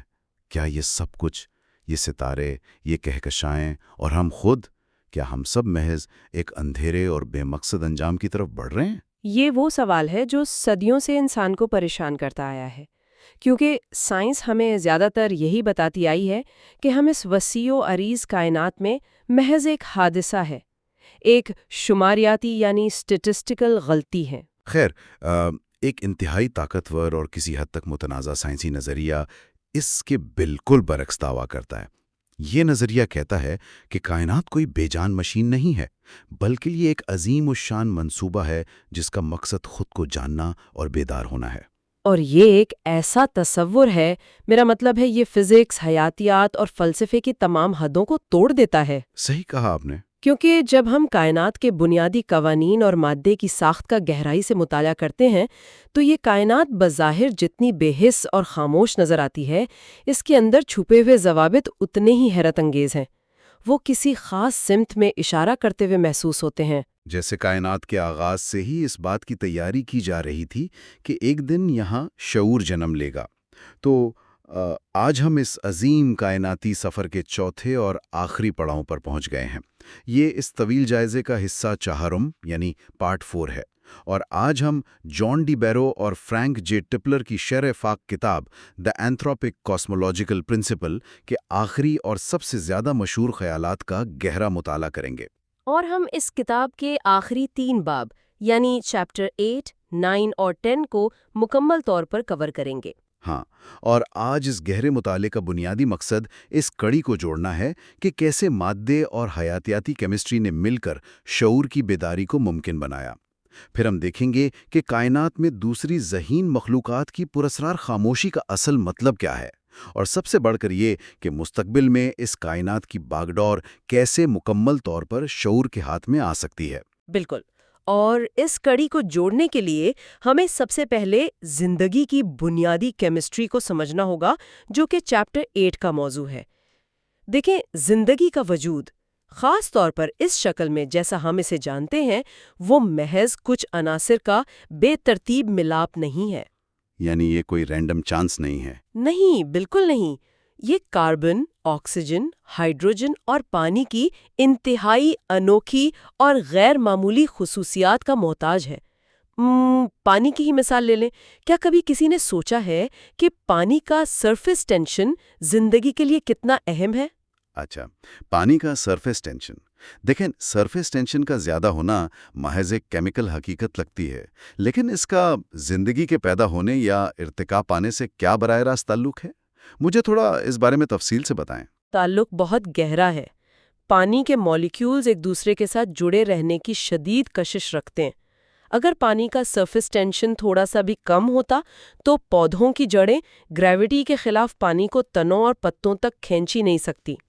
جسے ہم کیپلری ایکشن کہتے ہیں۔ ہاں بالکل وہی۔ پھر انسانوں اور جانوروں کو دیکھ لیں، ہمارے خون کی شریانوں میں دوران خون کا نظام کام ہی نہ کر پاتا، خون پراپرلی فلو نہیں کر سکتا تھا، اور سب سے بڑھ کر ہمارے خلیوں کی جو بیرونی جھلی ہوتی ہے یعنی سیل میمبرین، وہ اپنا وجود برقرار نہ رکھ پاتی، خلیے پانی میں بکھر جاتے۔ میرا مطلب ہے پورا بایولوجیکل سسٹم ہی کولیپس کر جاتا۔ 100% کولیپس کر جاتا۔ اس کے علاوہ پانی کی ایک اور انتہائی پراسرار خصوصیت ہے۔ عام طور پر جب چیزیں جمتی ہیں تو وہ سکڑتی ہیں اور بھاری ہو جاتی ہیں، ہے نا؟ ہاں، عام فزکس کا اصول تو یہی کہتا ہے۔ لیکن پانی جب جمتا ہے تو یہ سکڑنے کے بجائے پھیلتا ہے اور ہلکا ہو جاتا ہے، جس کی وجہ سے برف پانی پر تیرتی ہے۔ ویٹ، تو اگر برف پانی سے زیادہ کثیف ہوتی یعنی ڈینس ہوتی اور ڈوب جاتی تو سردیوں میں سمندر اور جھیلیں اوپر سے نیچے جمنے کے بجائے نیچے سے اوپر کی طرف جمنا شروع ہو جاتی۔ بالکل ایسے ہی ہے۔ اور تصور کریں اگر ایسا ہوتا تو کچھ ہی عرصے میں زمین کے تمام سمندر مکمل طور پر برف کا ایک ٹھوس بلاک بن جاتے۔ اور پھر سورج کی گرمی ان گہری جھیلوں اور سمندروں کی برف کو پگھلا نہیں پاتی۔ صحیح کہا۔ سورج کی شعاعیں صرف اوپری سطح کو پگھلاتی، جبکہ نیچے سب کچھ فروزن رہتا، اور اس پانی کے اندر کسی قسم کی زندگی کے پیدا ہونے یا ایڈوانس ہونے کا کوئی امکان باقی نہ رہتا۔ خیر، اس کے بعد اگر ہم کاربن کی بات کریں تو کاربن کا بھی یہی حال ہے۔ کاربن، جو کہ لائف کا بیسک بلڈنگ بلاک ہے۔ ہاں، کاربن کے ایٹم کی بیرونی تہہ میں 4 الیکٹرانز ہوتے ہیں۔ یہ 4 الیکٹرانز اسے لمعتا نہیں، مستحکم اور پیچیدہ مرکبات یعنی لمبی چینز بنانے کی وہ صلاحیت دیتے ہیں جو پوری پیریوڈک ٹیبل میں کسی اور ایلیمنٹ کے پاس نہیں ہے۔ اچھا، یعنی کوئی اور ایلیمنٹ ڈی این اے یا پروٹینز نہیں بنا سکتا؟ نہیں بنا سکتا۔ ڈی این اے، پروٹینز اور زندگی کی پیچیدہ مشینری ان کاربن چینز کے بغیر سرے سے بنی نہیں سکتی۔ بنیاد ہی کاربن پر ہے۔ خیر، یہاں میرے ذہن میں ایک شدید شک پیدا ہو رہا ہے، اور سننے والوں کے ذہن میں بھی آئے گا۔ مجھے ایک بہت مشہور تشبیہ یاد آ رہی ہے، ڈگلس ایڈمز والی۔ اچھا، وہ پڈل والی تشبیہ؟ ہاں، وہی۔ یہ تو ایسا ہے جیسے بارش کے پانی سے بھرا ہوا ایک گھڑا اچانک شعور حاصل کر لے اور اپنے ارد گرد دیکھ کر سوچے، واہ، یہ گھڑا تو بالکل میری ہی شکل کا ہے، اس کی لمبائی اور چوڑائی بالکل مجھ جیسی ہے، یقیناً یہ گھڑا خاص میرے لیے ہی کھودا گیا ہوگا۔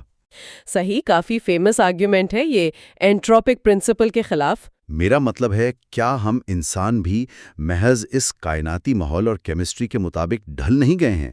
کیا یہ کہنا زیادہ منطقی نہیں کہ ہم نے ان عناصر کے مطابق خود کو ایوولوشن کے ذریعے ڈھال لیا ہے، بجائے اس کے کہ یہ عناصر ہمارے لیے بنائے گئے تھے؟ یہ گھڑے والی تشبیہ سننے میں واقعی بہت پرکشش لگتی ہے، اور ڈارون کے حیاتیاتی ارتقاء پر یہ کسی حد تک لاگو بھی ہوتی ہے، جہاں جاندار اپنے ماحول کے مطابق خود کو بدلتا ہے۔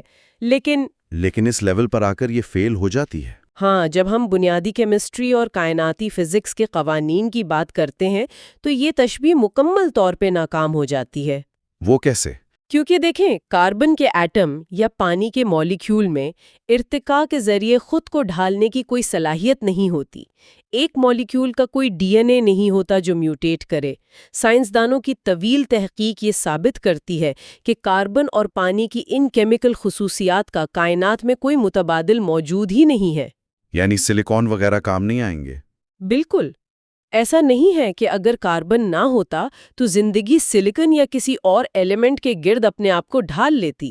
سلیکن اتنے مصنوعی درجہ حرارت پر لمبی چینز نہیں بنا سکتا جو ٹوٹ نہ جائیں۔ صحیح، یعنی کیمسٹری کے قوانین میں کوئی لچک، کوئی فلیکسیبلٹی نہیں ہے۔ یا تو یہ مخصوص شرائط پوری ہوں گی یا پھر کوئی پیچیدہ مشینری وجود میں آئے گی ہی نہیں۔ یہی تو اصل نکتہ ہے چیٹریٹ کا۔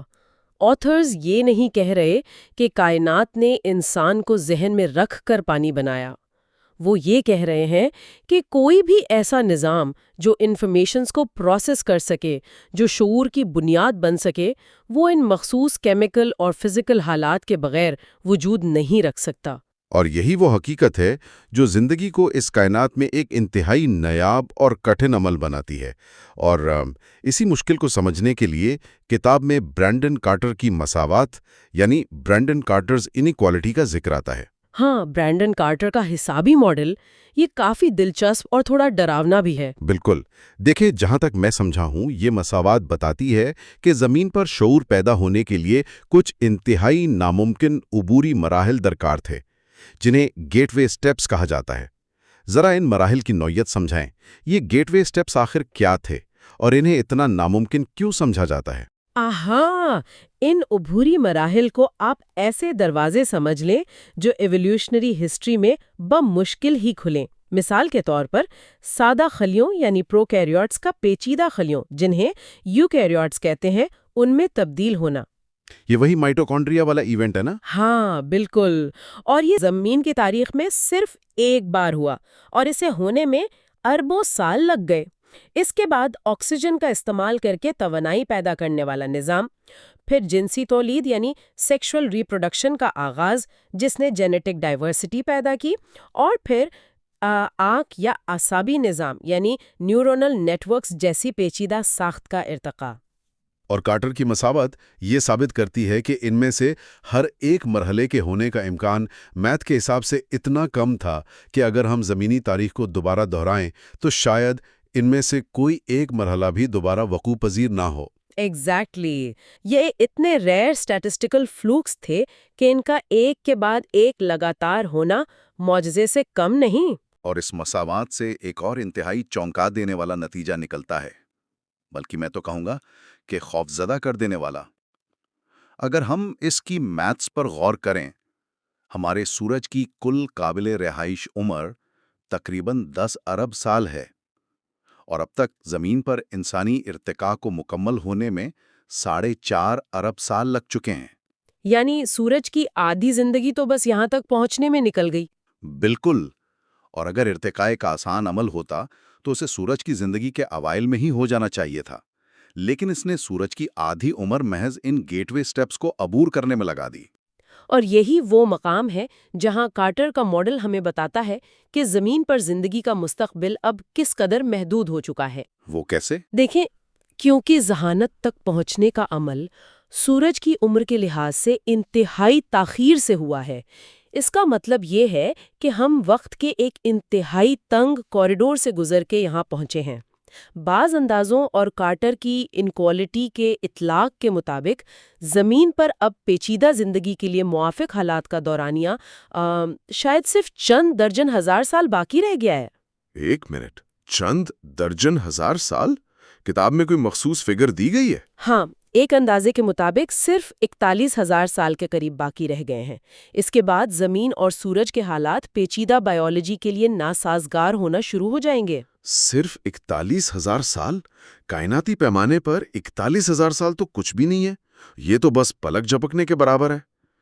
یہ بات واقعی رونگٹے کھڑے کر دیتی ہے۔ ایک طرف تو ہمارا وجود اتنے کٹھن مراحل عبور کر کے یہاں پہنچا، اور دوسری طرف ہمارے پاس وقت بھی بہت کم ہے۔ بالکل، وقت ہمارے ہاتھ سے نکل رہا ہے۔ تو اس کا مطلب ہے ہم پہلے سے ہی گیم کے اینڈ گیم میں ہیں۔ خیر، اب یہاں سے ہم چیپٹر 9 کی طرف بڑھتے ہیں۔ کیا یہی نیابی اس بات کا جواب ہے جسے ہم عظیم خاموشی یا فرمی پیراڈاکس کہتے ہیں؟ میرا مطلب ہے، اگر ہماری کہکشاں اتنی بڑی ہے، اربوں ستارے اور سیارے ہیں، تو دوسری ذہین مخلوقات کہاں ہیں؟ آسمان خاموش کیوں ہے؟ ارتقائی ماہرین اور اس کتاب کے مصنفین فرمی پیراڈاکس کا یہی جواب دیتے ہیں۔ کارٹر کی مساوات اور وہ ناممکن گیٹ وے سٹیپس جن کا ہم نے ابھی ذکر کیا، وہ مل کر اس بات کو یقینی بناتے ہیں کہ کسی بھی سیارے پر شعور کا ارتقاء ایک ایسا معجزہ ہے جس کے دوبارہ دہرائے جانے کا امکان صفر کے قریب ہے۔ اچھا، یعنی زندگی عام ہو سکتی ہے، بیکٹیریا وغیرہ، لیکن ذہین شعور نہیں۔ صحیح کہا، لیکن فرمی پیراڈاکس کو گہرائی سے سمجھنے کے لیے اور اس بات کو پکا کرنے کے لیے کہ ہم واقعی اکیلے ہیں، ہمیں وان نیومین پروبس کے تصور کو جاننا ہوگا۔ وان نیومین پروبس، ہاں، یہ چیپٹر 9 کا کور آرگیومنٹ ہے۔ اگر ہم فرض کر بھی لیں کہ ہم اکیلے نہیں ہیں اور کوئی تہذیب ہم سے لاکھوں سال پہلے وجود میں آ چکی ہے، تو وہ ان پروبس کو استعمال کرتی۔ اس کو سمجھنے کے لیے میرے ذہن میں ایک تشبیہ آ رہی ہے۔ کس قسم کی تشبیہ؟ کچھ لوگ اس خلا کو سمجھانے کے لیے افواہ کی مثال دیتے ہیں کہ بات پھیلتی ہے، لیکن میرے خیال میں وان نیومین پروبس کسی افواہ کی طرح نہیں ہے، بلکہ ایک پیٹری ڈش میں پھیلنے والے وائرس یا بیکٹیریا کی طرح ہیں۔ یہ وائرس والی تشبیہ کافی جامع اور ایکوریٹ ہے۔ وان نیومین پروبز ایسی خودکار روبوٹک مشینز ہیں جو خلا میں سفر کرتی ہیں، خود کو ریپلیکیٹ کرتی ہے۔ بالکل، یہ کسی سیارے یعنی ایسٹرائڈ پر اترتی ہیں، وہاں کا لوہا یا منرلز استعمال کرتی ہیں اور اپنی کاپیز بنا لیتی ہیں، جیسے ایک بیکٹیریا 2 میں، 2 4 میں اور 4 8 میں تقسیم ہوتا ہے۔ اور یہ جیومیٹرک گروتھ یعنی تصاعدی اضافہ اتنی خوفناک رفتار سے ہوتا ہے کہ شروع میں تو بظاہر کچھ محسوس نہیں ہوتا، لیکن تھوڑے ہی وقت میں وہ وائرس پورے جسم کو یا وہ مشینز پوری کہکشاں کو اپنی لپیٹ میں لے لیتی ہیں۔ ایگزیکٹ میتھس کے مطابق اگر کوئی بھی جدید تہذیب صرف ایک بار ایسی چند مشینز خلا میں چھوڑ دیں تو محض 30 کروڑ سال کے عرصے میں یعنی 300 ملین ایئرز میں وہ مشینز ہماری پوری کہکشاں کے ہر ستارے اور ہر سیارے پر پہنچ جائیں گی۔ 30 کروڑ سال؟ یہ تو سچ میں کچھ بھی نہیں ہے۔ وہی نا، ذرا سوچیں، ہماری کہکشاں 10 ارب سال پرانی ہے۔ 30 کروڑ سال اس کے سامنے محض ایک چھوٹا سا وقفہ ہے۔ اگر وہ تہذیبیں موجود ہوتیں تو ان کی مشینز، ان کی کان کنی یعنی مائننگ کے آثار اب تک ہمارے چاند، مریخ اور نظام شمسی کے ہر پتھر پر کندہ ہونے چاہیے تھے۔ ہم ان سے بچے نہیں رہ سکتے تھے، انہیں ہر جگہ ہونا چاہیے تھا۔ مگر وہاں کچھ نہیں ہے۔ ہر طرف ایک گہری، کھوکھلی اور خوفناک خاموشی ہے۔ تو اینتھروپک سلیکشن یعنی بشریاتی انتخاب اس خاموشی کی کیا تشریح کرتا ہے؟ بشریاتی انتخاب کی دلیل بہت سیدھی اور سپاٹ ہے۔ چونکہ وہ خودکار مشینز ہمارے نظام شمسی میں موجود نہیں ہے، لہٰذا ان تہذیبوں کا بھی سرے سے کوئی وجود نہیں ہے۔ یعنی ہم اکیلے ہیں۔ ہاں، ہم ہی اس کہکشان میں اور شاید پوری کائنات میں پہلی اور واحد ٹیکنالوجیکل نو ہیں۔ یہ خاموشی کوئی اتفاق نہیں ہے، یہ اس بات کا ثبوت ہے کہ مادے سے شعور کا سفر کتنا کٹھن اور کتنا نایاب ہے۔ ہم کائنات کی ایک نایاب ترین کامیابی ہیں۔ اور اگر یہ سچ ہے کہ ہم اکیلے ہیں تو اس کا بوجھ بہت بھاری ہے۔ پھر تو ہماری بقا، ہمارے شعور کا مستقبل پوری کائنات کے مقدر کا فیصلہ کرے گا۔ بالکل، اور یہی سے کتاب اپنے سب سے آخری اور اہم حصے یعنی چیپٹر 10 میں داخل ہوتی ہے۔ اور یہاں سے گفتگو ایک ایسے موڑ میں داخل ہوتی ہے جو فزکس اور فلسفے کے متراوج تصورات کی بنیادیں ہلا کر رکھ دیتا ہے۔ اگر ہم اتنے ہی نایاب ہیں تو کیا ہمارا حتمی انجام بھی ایک دن فنا ہو جانا ہے؟ سورج 41,000 سال بعد اگر مسئلہ کرے گا تو کیا کہانی ختم یا کہانی کچھ اور ہے؟ کتاب کا آخری حصہ فیب یعنی فائنل اینتھروپک پرنسپل کے نظریے کو پیش کرتا ہے۔ ذرا بتائیں کہ یہ نظریہ کیا دعویٰ کرتا ہے؟ فائنل اینتھروپک پرنسپل یا فیپ ایک انتہائی جرأت مندانہ اور وسیع دعویٰ کرتا ہے۔ یہ کہتا ہے کہ ذہین معلومات پروسیسنگ کرنے والے نظام کا کائنات میں ایک بار پیدا ہونا ناگزیر تھا، اور اب جب یہ پیدا ہو چکا ہے تو کائنات کے طبعی قوانین یعنی فزکس کے بنیادی اصول اس بات کے متقاضی ہیں کہ یہ شعور اب کبھی ختم نہیں ہو سکتا۔ کبھی نہیں۔ کبھی نہیں، یہ ہمیشہ زندہ رہے گا۔ میرا مطلب ہے یہ تو بظاہر کھلی سائنس فکشن لگ رہی ہے۔ کافی لوگوں کو یہی لگتا ہے جب وہ پہلی بار اسے پڑھتے ہیں۔ ظاہر ہے، دیکھیں نا، گوشت اور پوسٹ کا انسان جسے ایک معمولی سا وائرس مار سکتا ہے، ایک معمولی سا موسمیاتی تغیر جس کا نام و نشان مٹا سکتا ہے، وہ پوری کائنات کے طبی قوانین کا مقابلہ کیسے کرے گا؟ ہم تو اتنے فریجائل ہیں۔ یہی وہ الجھن ہے جسے سمجھنے کے لیے ہمیں انسان کی تعریف بدلنی ہوگی۔ فیپ انسان کو محض گوشت اور ہڈیوں کا مجموعہ نہیں مانتا۔ تو پھر کیا مانتا ہے؟ یہ کہتا ہے کہ انسان بنیادی طور پر سافٹ ویئر ہے۔ ہمارا دماغ، ہماری یادیں، ہمارا ڈی این اے، یہ سب انفارمیشن ہے، معلومات ہیں۔ گوشت، خون اور کاربن محض وہ ہارڈ ویئر ہیں جس پر فی الحال یہ سافٹ ویئر چل رہا ہے۔ یہ نقطہ بہت اہم ہے۔ اگر شعور محض ایک معلومات کا بہاؤ یا سافٹ ویئر ہے تو سافٹ ویئر کی خاصیت ہوتی ہے سبسٹریٹ انڈیپینڈنس۔ بالکل، یعنی وہ کسی ایک مخصوص ہارڈ ویئر کا محتاج نہیں ہوتا۔ صحیح۔ آپ ایک ہی سافٹ ویئر کو لیپ ٹاپ پر بھی چلا سکتے ہیں، فون پر بھی، یا کسی بھی اور مشین پر۔ یعنی جب مستقبل میں کاربن اور پانی پر مبنی یہ بائیولوجیکل ہارڈ ویئر رہنے کے قابل نہیں رہے گا، زمین ختم ہو جائے گی، تو یہ شعور توانائی، مشینز یا مادے کی دوسری جدید شکلوں میں منتقل ہو جائے گا۔ جی ہاں، ارتقاء کا اگلا قدم بائیولوجیکل نہیں بلکہ ٹیکنالوجیکل ہوگا۔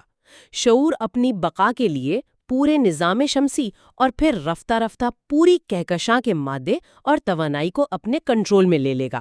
یہ پوری اسپیس کو کالونائز کر لیں گے۔ ہاں، اور صرف کالونائز نہیں بلکہ ہر ایٹم کو ایک کمپیوٹنگ ایلیمنٹ میں تبدیل کر دیں گے۔ لیکن اصل مسئلہ کائنات کا حتمی انجام ہے۔ Big crunch. ایگزیکٹلی، فرض کریں کہ کائنات ہمیشہ پھیلتی نہیں رہے گی جیسا کہ کئی کاسمولوجیکل ماڈل سجیسٹ کرتے ہیں، بلکہ اربوں خربوں سال بعد اس کا پھیلاؤ رک جائے گا اور یہ اپنے ہی بوجھ تلے گریوٹی کی وجہ سے سکڑنا شروع ہو جائے گی، جسے ہم بگ کرنچ کہتے ہیں۔ تو اگر کائنات ایک بگ کرنچ کی طرف جا رہی ہے جہاں اربوں کہکشائیں ایک دوسرے سے ٹکرائیں گی، درجہ حرارت کروڑوں ڈگری تک پہنچ جائے گا اور سب کچھ واپس ایک نقطے میں سمٹ جائے گا، تو اس قیامت خیز تباہی میں اس کائناتی شعور کا کیا بنے گا؟ وہ تو جل کر راکھ ہو جائے گا نا۔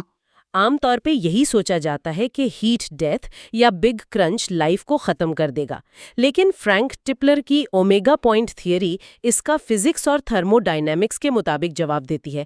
ٹپلر کہتے ہیں کہ جب کائنات سکڑے گی تو یہ ہر طرف سے یکساں طور پر نہیں سکڑے گی، سیمیٹریکل کولیپس نہیں ہوگا۔ نہیں، اس میں بے قاعدگی ہوگی جسے ہم ڈفرینشیل کولیپس کہتے ہیں۔ اس بے قاعدگی کی وجہ سے کائنات کے مختلف حصوں میں درجہ حرارت کا شدید فرق پیدا ہوگا۔ ایک حصہ انتہائی گرم ہوگا اور دوسرا نسبتاً ٹھنڈا۔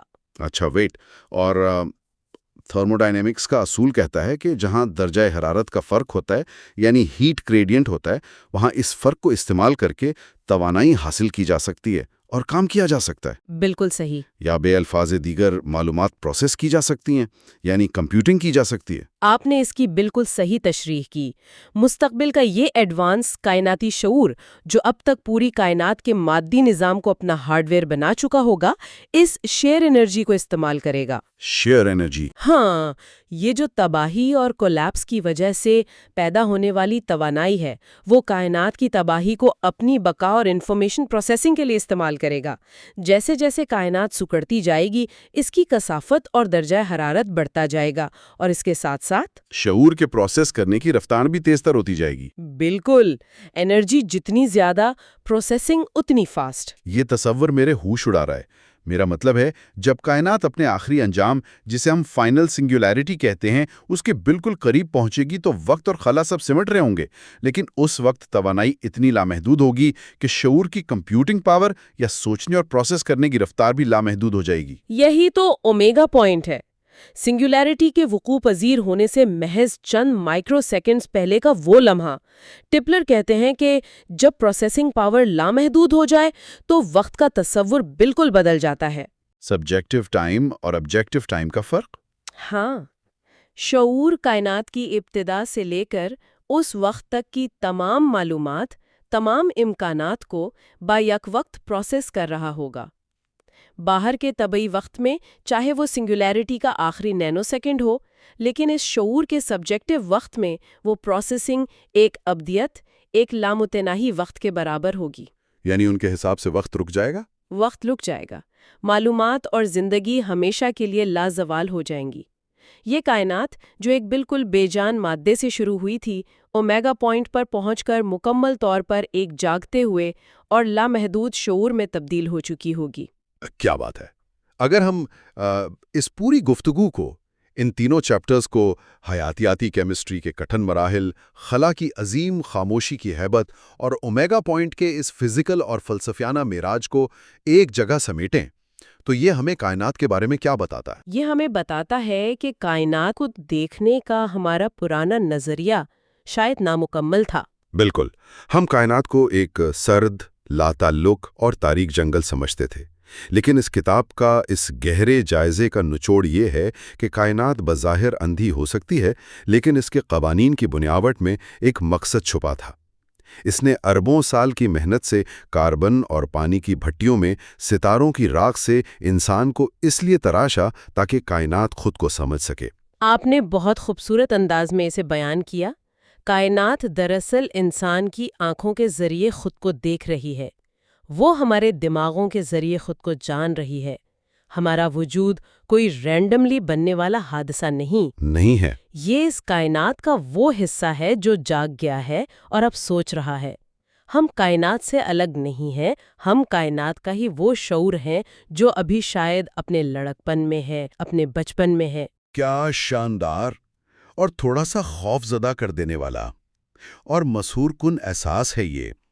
ہم اس کائناتی سفر کے انجام تک پہنچے ہیں، لیکن ختام پر ایک ایسا چونکا دینے والا خیال ذہن میں ابھرتا ہے جو شاید ان صفحات سے بھی آگے کی بات ہے۔ سننے والوں کے لیے ایک نیا اینگل سوچنے کو ملتا ہے۔ وہ کیا؟ اگر فیپ یعنی فائنل اینتھروپک پرنسپل اور اومیگا پوائنٹ کی تھیوری واقعی درست ہوں، اگر اس مادی کائنات نے آخرکار مکمل شعور میں تبدیل ہو کر اومیگا پوائنٹ پر ایک لامحدود طاقت کا روپ دھارنائی ہے، تو کیا یہ ممکن ہے کہ آج ہم جو یہ گفتگو کر رہے ہیں، اچھا، کائنات کو سمجھنے کی یہ جو چھوٹی سی کوشش ہم کر رہے ہیں، کیا یہ دراصل اسی عظیم اور لافانی کائناتی شعور کا وہ پہلا بیج ہو سکتا ہے جو اربوں سال بعد پروان چڑھ کر اس پوری کائنات کا مقدر بننے والا ہے؟ یہ بہت ہی ڈیپ تھاٹ ہے، یعنی ہم مستقبل کے اس عظیم شعور کا ابتدائی حصہ ہیں۔ بالکل۔ کیا ہم اس آنے والے کائناتی خدا کا پہلا ذہن ہے؟ ہم کسی تباہی یا تاریخ انجام کی طرف نہیں جا رہے ہیں، بلکہ ہماری یہ سوچ اس آبادی کائناتی بیداری کی محض پہلی کروٹ ہے۔ واقعی یہ ایک ایسا خیال ہے جو کسی کو بھی سوچنے پر مجبور کر دے گا۔ اس نظریے سے اگر دیکھیں تو ہماری زندگی کا ہر لمحہ، ہر تھاٹ پوری کائنات کے لیے معنی رکھتا ہے۔ ایگزیکٹلی۔ تو اس طاقتور اور گہرے احساس کے ساتھ ہم اپنے اس طویل اور پر اسرار مطالعے کو یہیں مکمل کرتے ہیں۔ یہ ہم سب کے لیے ایک عظیم سفر تھا۔ سوچتے رہیے، کیونکہ آپ کا سوچنا ہی اس کائنات کا جاگنا ہے۔